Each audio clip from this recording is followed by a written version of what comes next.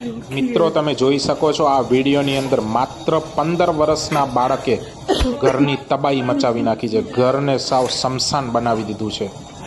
માત્ર ને માત્ર એમનું કારણ એ હતું કે એમની પાસેથી એમના માતાએ મોબાઈલ છીનવી લીધો, આખા ઘરની તબાહી મચાવી નાખી છે। મિત્રો દરેક માતા પિતા એ સમજવું જરૂરી રહ્યું કે બાળકોને મોબાઈલથી કેવી રીતના દૂર રાખવા, મોબાઈલથી થતા નુકસાન મિત્રો આપણા બાળકોને જરૂરથી સમજાવવા પડશે, બાકી એક દિવસ કોઈ પણ રીતે આપણી પણ આવી હાલત થવાની છે। મિત્રો તમે જુઓ, કોઈ પણ જગ્યા ખાલી નથી રાખી, બધી ઘરમાં દરેક રૂમની અંદર, રસોડામાં, બાથરૂમમાં બધું ટોટલી ડેમેજ કરી દીધું છે ભાઈએ, ટોટલી બધું નુકસાન કર્યું છે। જુઓ, લાખોનું નુકસાન કર્યું છે આખા ઘરની અંદર।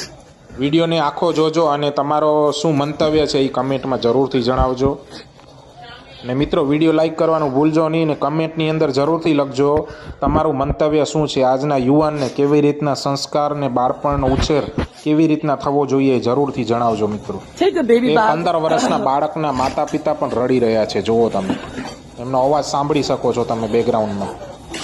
હવે કળિયુગ નહીં, મહાકળિયુગની શરૂઆત થઈ ગઈ છે। મિત્રો જુઓ તમે કેટલું નુકસાન કર્યું છે, માત્ર મોબાઈલ છીનવી લેવાથી એટલું નુકસાન થઈ રહ્યું છે। મિત્રો બાળકોની અંદર રાક્ષસનો પ્રવેશ છે। હવે જો ધાર્મિક નોલેજ, આપણા સંસ્કૃતિનું નોલેજ, શાસ્ત્રોનું જ્ઞાન મિત્રો આપવામાં નહીં આવે ત્યાં સુધી આવા કિસ્સાઓ બનવાના છે જ।